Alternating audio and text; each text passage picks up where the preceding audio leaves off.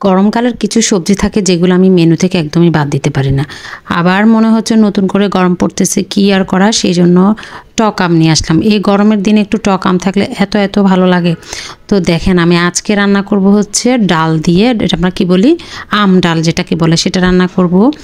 তো যদিও আমি প্রথমবার রান্না করতেছি আম ডাল, আমি আবার হচ্ছে লেবু দিয়ে কাজে করি। তো ভাবলাম যে আজকে একটু আম ডাল রান্নাই করি।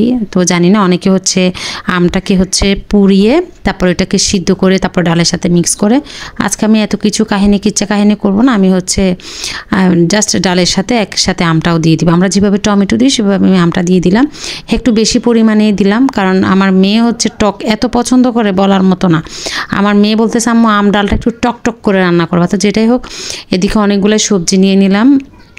এই যে কাঁকরোল ভাজা করব, এটাকে হলুদ লবণ দিয়ে একটু মাখিয়ে নিচ্ছি। হলুদ লবণ দিয়ে মাখিয়ে রাখলে হয় কি, লবণটা একটু ভালো করে ঢুকে আর ভাজার সময় হচ্ছে সুন্দরভাবে ভাজা যায়, ভেঙে যায় না কাঁকরোলটা। এরপরে একটু ঢেঁড়সটা হলুদ লবণ দিয়ে মাখিয়ে নিব। এই ঢেঁড়স ভাজাটা, গোটা ঢেঁড়স ভাজাটা খুবই পছন্দ, আমার নিজেরও পছন্দ। তো যেটাই হোক, অনেকে বলেন যে আসলে আপনি কিভাবে আবার বাচ্চাদের এগুলো খাওয়ার অভ্যাস করেছেন। আসলে শুরুতে কেউ খেতে চায় না, আমি ওদের সামনে বসে খাই, এমনভাবে খাই যেন অনেক টেস্টি।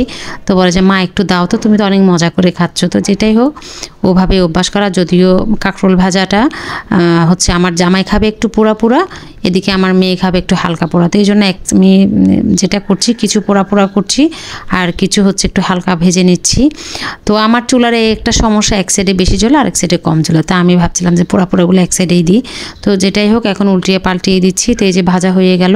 এই যে দেখতে পাচ্ছেন কিছু পোড়া, এটাই হচ্ছে আমার জামাই বাবু খাবে। ও হচ্ছে একদম কাঁচা থাকলে, মানে একটু পোড়া না হলে খেতে চায় না। তো যেটাই হোক, এখন তুলে নিচ্ছি আর একটু পাতলা করে কেটেছি যাতে ভালোভাবে মানে সিদ্ধ হয় কাঁকরোলটা, আর একটু তুলে নিচ্ছি। আর এই গরমে যত রান্না আছে মনে হচ্ছে জীবন থেকে ডিলিট করে দিই। রান্না করতে একদমই করতে ইচ্ছে করতেছে না, এত গরম। মানে আমি যখন রান্নাঘরে ঢুকিস, মানে টপ বেয়ে মনে হয় ঘাম বেয়ে পড়ে যাচ্ছে, এরকম একটা অবস্থা। তো কোনো কিছু করা আসলে সম্ভব হচ্ছে না এই গরমে। কয়দিন যে বৃষ্টি পড়ছে খুবই ভালো লাগছে, এখন আবার সে আগে রোদ। স্কুল তো বন্ধ দিয়েছিল, তখন যেমনটা গরম পড়ছে এখনও সেম গরমটা। আমি যখন মেয়েকে স্কুল থেকে আনতে যাই আমার পাটা পুড়ে যায়, এরকম একটা অবস্থা। রিক্সার জন্য যখন দাঁড়ায় ওদের পা পুড়ে যায়, রিক্সা পাওয়া যেন খুবই কষ্টকর। তো এই গরমে আমার মনে হয় যে বাইরে বের না হওয়াটাই ভালো।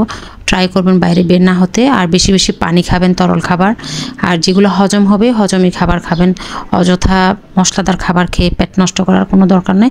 কারণ আমি এখন দেখতেছি রিসেন্টলি সবার হচ্ছে ডায়রিয়া হচ্ছে, জ্বর হচ্ছে, সর্দি কাশি, এগুলা। এই জন্য বেশি পানি খাবেন। আর বাইরে থেকে এসে একদম ঠুস করে ঠান্ডা পানি বা শরবত কিছুই না, আমরা আগে ঘামটা মুছবো, তারপর ফ্যানটা ছেড়ে কিছুক্ষণ বসে তারপরে হচ্ছে শরবতটা খাবো। এটাই আবার অনেকে এসে ঠাস করে এসি থাকলে এসি ছেড়ে দেয়, এগুলোতেই কিন্তু অসুখটা বেশি হয়। এই জন্য একটু সাবধানতা থাকা ভালো। আর এদিকে আমার ঢেঁড়স ভাজা হয়ে গেল গপ্প করতে, আর ডিম বেছে নিচ্ছি। ডিমটা দিয়ে আসলে আজকে রান্না করব লাউ। আমরা সবসময় লাউ রান্না করি চিংড়ি মাছ দিয়ে, তারপরে হচ্ছে আমরা গরু মাংস দিয়ে, মুরগির মাংস দিয়ে। আজকে লাউ আমি তোমাদের ডিমে বা ভেজে ডিম দিয়ে রান্না করছি, এটা খুবই মজা লাগে।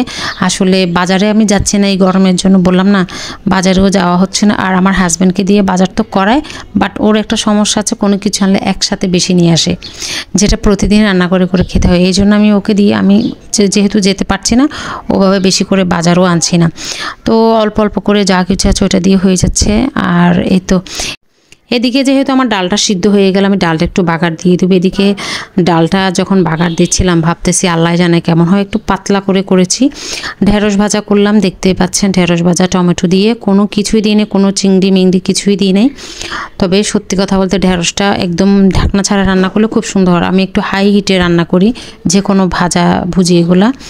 আর এই যে একটু লাউ দিয়ে আমি ডিম দিয়ে রান্না করব, এই জন্য হচ্ছে আমি একটু মশলা দিয়ে দিলাম, এখানে পেঁয়াজ রসুন দিয়ে আর একটু মশলা দিয়ে দিলাম। আমরা তো সবসময় চিংড়ি মাছ দিয়ে লাউ রান্না করি, আজকে হচ্ছে ডিম দিয়ে রান্না করছি। দেখতে পাচ্ছেন আমি হচ্ছে একটু কষিয়ে এই যে লাউটা আগে দিয়ে দিব। লাউটা দেওয়ার পরে সিদ্ধ হওয়ার পর তারপরে হচ্ছে একদম শেষে হচ্ছে আমি ডিমটা দিয়ে দেবো। মসুর ডাল দিয়েও রান্না করা যায়, কিন্তু এই গরমে মসুর ডাল দিয়ে রান্না করলে দেখা যাবে কি আর এটা নষ্ট হয়ে যাবে, থাকবে না।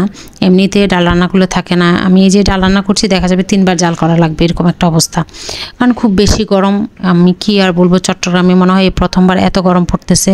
এত গরম কখনো লাগেনি, আমার নিজের মাথাও ঠিক নেই, এতটা গরম। আর এই যেটা হয়ে গেল, ডিমটা দিয়ে দিলাম, খুব সুন্দর কালার আসছে, এখন নামিয়ে নিব। এদিকে একটু আমি হচ্ছে সিদ্ধ দিয়ে দিলাম মিষ্টি আলু, যদি মিষ্টি আলু আমার এত পছন্দ না, তাও কি করা। আর এই যে আমি একটু হচ্ছে প্লেটে ভাত নিয়ে নিলাম, দুপুরের খাওয়া দাওয়া ছিল, লাউ দিয়ে ডিম দিয়ে রান্না করলাম, এরপরে আম ডাল, সব কিছু দিয়ে আমার মোটামুটি খাওয়া শেষ। এটা ছিল বিকাল অলমোস্ট। তো ভাবতেছি এত গরমে একটু আম মাখা খাই, আমটাকে আমি একটু ঝুরি করে কাটছিলাম, এরপরে এখানে একটু দিয়ে দিব শুকনা মরিচ আর লবণ, আর সেই সাথে চিনি দিয়ে ভালো করে মেখে নিব। আমগুলো বিশ্বাস করেন এমনি খেতেও মজা, অত বেশি টক না একদম।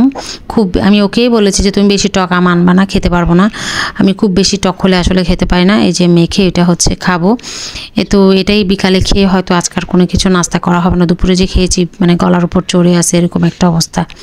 তো এই যে দেখতে পাচ্ছেন কি সুন্দর কালার আসছে আম ভর্তা, তো যারা পছন্দ করেন তারা অবশ্যই বানিয়ে খাবেন। তো সেই সাথে আজকের ব্লগটা এখানেই শেষ করছি। সবাই ভালো থাকবেন, সুস্থ থাকবেন, আল্লাহ হাফেজ।